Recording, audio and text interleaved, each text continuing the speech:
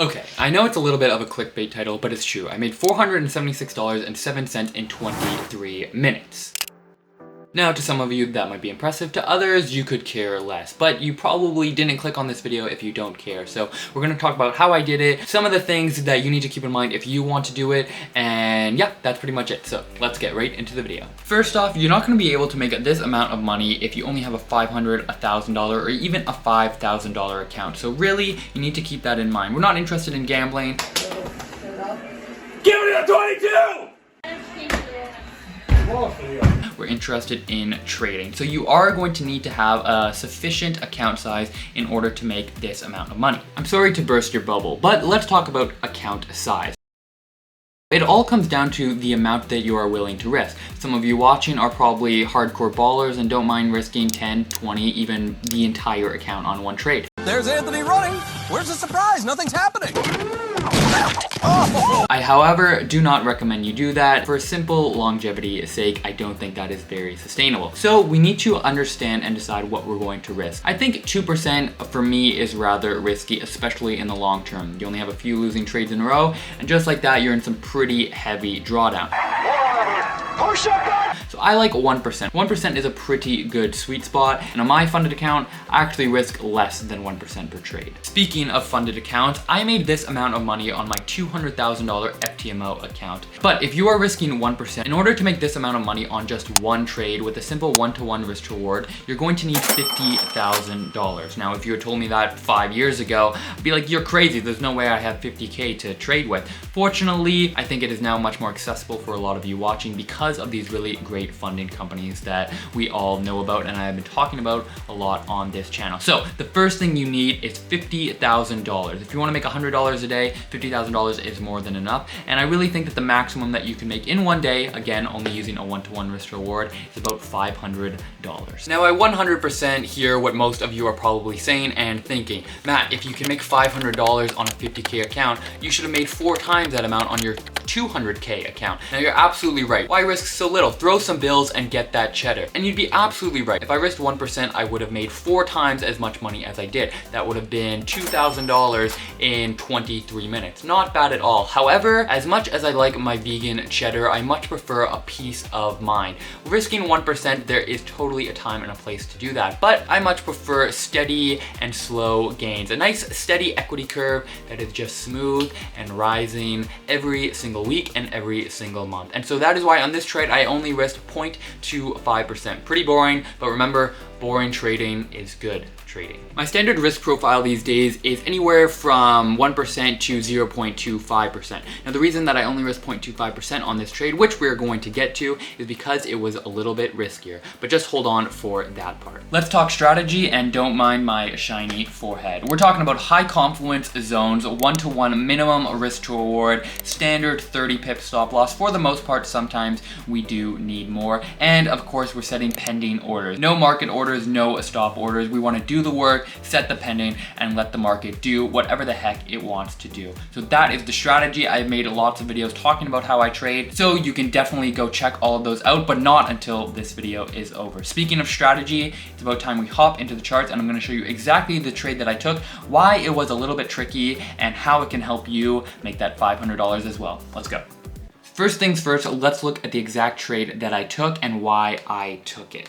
So right here, it was a buy on GN at 193. As you can see, it was a really nice sniper. Just hit my entry and it has gone to do well over 50 pips. As we can see, it is right at 83 pips. Now, I did not leave a runner. That was my loss. I should have. I closed my total position at 30 pips. And the reason being is that it was a little bit of a riskier setup for me. So let's go over the confluences. And there was one absolutely major lesson in this trade that I want all of you to learn. Let's start from complete scratch so it all makes sense to you guys. And we're gonna put our entry in at 1.913. So that is where we entered. So if you're looking at this blank chart, first thing you should notice is that we have a double fib situation. So from this low to this high, from this low to this high. So right off the bat, what are you seeing? Well, we have a zone that is working quite nicely for a double fib. We've got the major 38 and the more minor 50. And let's put, and we have this 100 EMA right there. So that is absolutely perfect. So that was our box, that was our zone. Not rocket science. Again, it all comes down to the execution. If we hop onto the daily, we don't have any other confluences other than the key level. So you can see a lot of wick touches here. And if we go across, we've got some really nice touches right around here. So it was a key level. For those of you that are new to the channel or have missed me saying this, I currently am only taking trades with 3 confluences or more on the daily. Now, as you can see with this setup, we did not have 3 confluences on the daily. The confluences that we did have on the daily that I would consider daily confluences was the 38 fib, the major 38 fib. This fib, I would say, was more of a 4-hour confluence. So we've got the major daily fib and we've got the daily key level. Only 2 confluences. And in order for me to take the trade, I would need 2 additional confluences on the 4-hour. So we hop onto the 4-hour, and that is exactly what we have. We've got this 100 EMA and the minor 50 fib.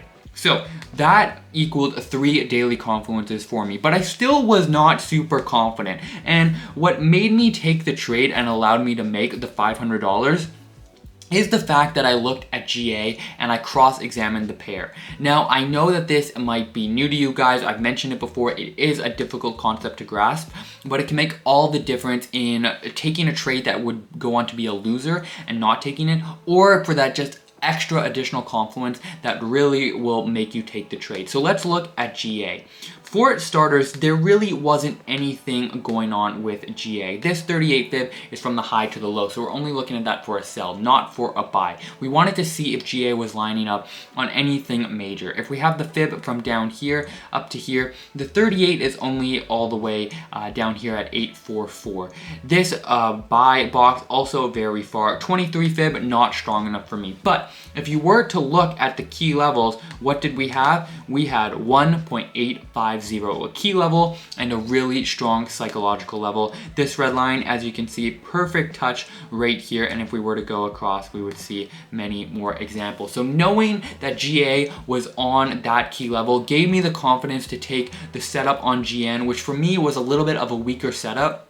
But I knew that if pound Aussie was going to move because of 1.85, if pound Aussie was going to move because of 1.85, pound New Zealand was also equally going to move because of it. So I ended up taking the trade, and within 23 minutes to be exact, I hit TP at 30 pips. The question might be that you're thinking, well, shouldn't he have held for longer? And absolutely, I could have held for longer. It was a 1-to-1 risk to reward. My stop loss was at 30 pips. Ideally, I would have, at the bare minimum, left a runner. But really, the trade moved so quickly that I thought I would have had time to do that. And for a runner, I mean 10% or so. I could have also taken half I could have taken 50% at 30 pips and the other remaining percent at 50 pips or higher. We're starting to get a very minor bounce on this 4H 200 EMA, so that could have been one thing to target. Ultimately, that is the setup. I hope you guys understand what I'm looking at. It is a little bit more of a difficult concept to grasp, but it can make all the difference. So remember, you need at least a 50K account, ideally to make a $500 on a 1-to-1 risk reward setup. If you like this strategy, if it's interesting, I've made lots of videos, a full FTMO series that you can check out. All good things, all totally for free. If you have questions, let me know in the comment section. If you're still here, you have my gratitude. I'll see you in the next video, and until then, peace.